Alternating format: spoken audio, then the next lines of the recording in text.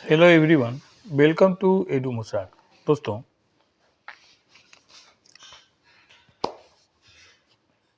BPSC TRE 1 का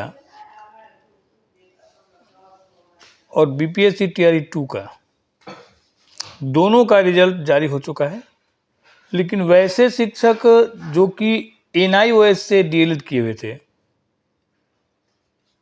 उन लोगों को इस पूरे प्रक्रिया से ही बाहर कर दिया गया, क्योंकि माननीय सुप्रीम कोर्ट ने भी ऐसा फैसला दिया था कि एनआईओएस डीएलएड की मान्यता जो है वह ये टीचर रिक्रूटमेंट के लिए माने सही नहीं है। इसलिए इनको रिक्रूटमेंट माने जो लोग एनआईओएस से डील किए हुए हैं वे लोग टीचर बनने के माने बनने के लायक नहीं है, यानी कि वो एलिजिबिलिटी क्राइटेरिया जो टीचर का है वो पूरा फुलफिल नहीं करते हैं। लेकिन फिर दोबारा जब हाई कोर्ट ने डिसीजन सुनाया कि नहीं, जो एनआईओएस से डील किए हैं 18 महीने का, वे लोग भी टीचर के लिए एलिजिबिलिटी क्राइटेरिया को फुलफिल करते हैं। उसके बाद टीआरई 1 में भी उनके लिए रिजल्ट जारी किया। जो स्टूडेंट की पहले टीआरई 1 में क्वालिफाई कर गए थे, लेकिन ये आने के बाद उनका रिजल्ट जारी नहीं हुआ, तो उनका तो ऑलरेडी एक बार काउंसलिंग का डेट निकला था, काउंसलिंग हुआ भी। अब क्या है कि टीआरई 2 में जितने भी स्टूडेंट जो लोग कि टीआरई 2 में क्वालिफाई कर गए थे, जो एनआईओएस से डीएलएड थे, उन लोगों के लिए भी एक मौका आया हुआ है और उनका भी बहाली फिर से होगा, माने उनको भी नौकरी बिहार सरकार शिक्षा विभाग में मिलेगा। आइए देखते हैं उस पूरे मैटर को। लेकिन उससे पहले यदि आप मेरे चैनल पर नए हैं तो प्लीज़ मेरे चैनल को लाइक, शेयर और सब्सक्राइब अवश्य करें, ताकि आने वाले वीडियो का लिंक आपको मिलता रहे। तो ये देखिए क्या है पूरा मामला, ये देखिए। बिहार लोक सेवा आयोग टीआरई 2.0 शिक्षा भर्ती के अंतर्गत माननीय सर्वोच्च न्यायालय के civil appeal NIOS 2023 arising out of, ये देखिए नंबर ये है 2022 में दिनांक 28/11/2023 को पारित न्यायाधीश में एनआईओएस द्वारा खुला एवं दूरस्थ शिक्षा के माध्यम से प्राथमिक शिक्षा में 18 महीने के डिप्लोमाधारी की मान्यता समाप्त की गई थी।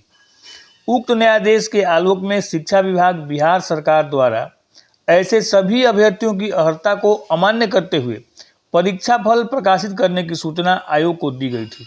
मैंने कहा गया था शिक्षा विभाग द्वारा कि वैसे सभी अभ्यर्थी जिन्होंने कि 18 महीने का डीएलएड कोर्स किया है, उनका रिजल्ट नहीं निकालना है। अगर वे पास भी कर गए हैं तो भी उनका रिजल्ट नहीं निकालना है, क्योंकि उनकी योग्यता जो है वो अमान्य कर दिया गया है। उनकी योग्यता को उनको जो डीएलएड की जो मान्यता है 18 महीने का, वो सुप्रीम कोर्ट के द्वारा समाप्त कर दिया गया है। अब पुनः क्या हुआ, पुनः इस संबंध में माननीय सर्वोच्च न्यायालय में दायर रिव्यू पिटीशन, अब फिर से एक बार पिटीशन कि महाराज कहा गया भाई कि माननीय सर्वोच्च न्यायालय की इस पिटीशन को रिव्यू कीजिए, क्योंकि हम लोगों ने डीएलएड किया है दूरस्थ एजुकेशन में और ये कोई गलत नहीं है। इसके ऊपर फिर से सर्वोच्च न्यायालय ने इसको देखा और देखने के बाद रिव्यू पिटीशन में क्या हुआ कि आदेश के आलोक में एनआईओएस के डिप्लोमाधारी भर्तियों को मान्य किया कर दिया गया। अब जो लोग भी एनआईओएस से डीएलएड किए हैं वैसे अभ्यर्थियों को मान्यता प्रदान कर दिया गया सुप्रीम कोर्ट के द्वारा।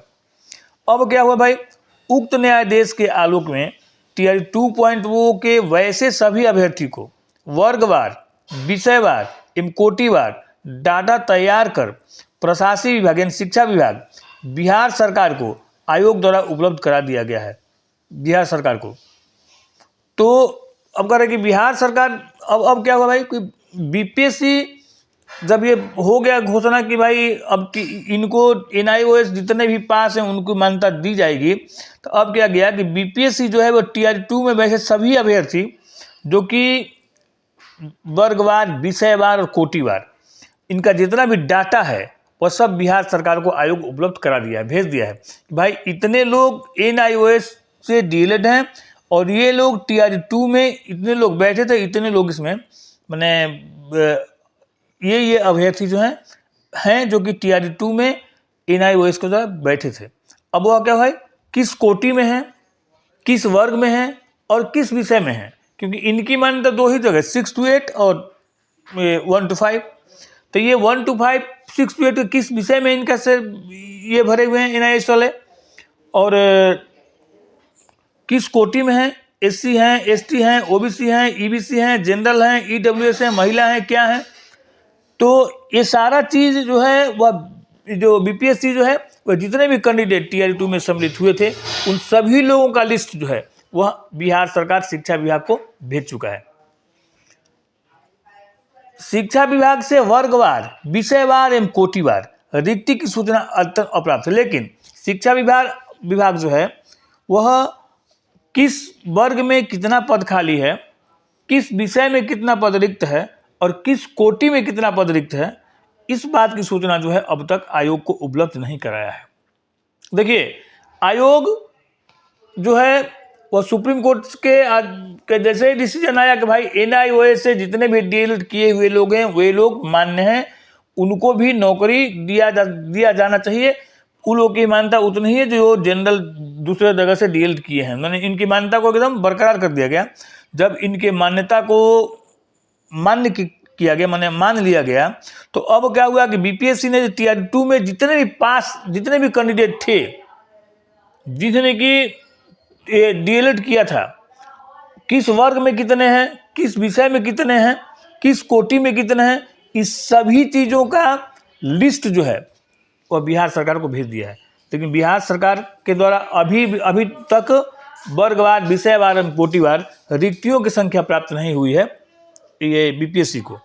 अब करेंगे इस संबंध में आवश्यक सूचनाएं प्राप्त होने पर आयोग स्तर से परीक्षा प्रकाशित करने की कार्रवाई की जाएगी। और इस संबंध में अगर सूचना BPSC के ये शिक्षा विभाग के अंदर BPSC को प्राप्त होगी तो फिर से BPSC जो Tier 2 का जो रिजल्ट है वह प्रकाशित करेगा। यानी फिर से मतलब वैसे लोगों का रिजल्ट प्रकाशित करेगा, सभी लोगों का नहीं, बल्कि वैसे लोगों का रिजल्ट प्रकाशित करेगा BPSC Tier 2 में जो लोग की NIOS से डीएलएड किए हुए थे। लेकिन यह तब होगा जब शिक्षा विभाग रिक्तियों की संख्या BPSC को भेजेगा कि भाई इस कोटि में इतनी रिक्ति है, इतने लोगों का रिजल्ट आप निकालिए, इस वर्ग में इतनी रिक्ति है, इतने लोगों का रिजल्ट आप निकालिए, और इस विषय में इतनी रिक्ति है, इतने लोगों का रिजल्ट आप निकालिए। जब तक वो डिमांड नहीं करेगा रिक्ति का तब तक ये BPSC जो रिजल्ट जारी नहीं करेगा।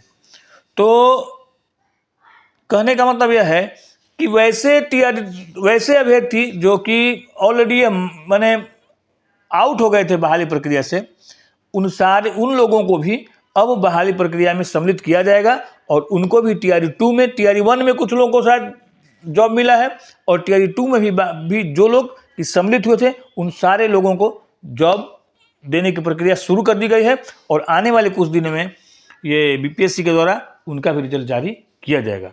तो मेरे साथ वीडियो पर बने रहने के लिए धन्यवाद। आपका दिन शुभ हो।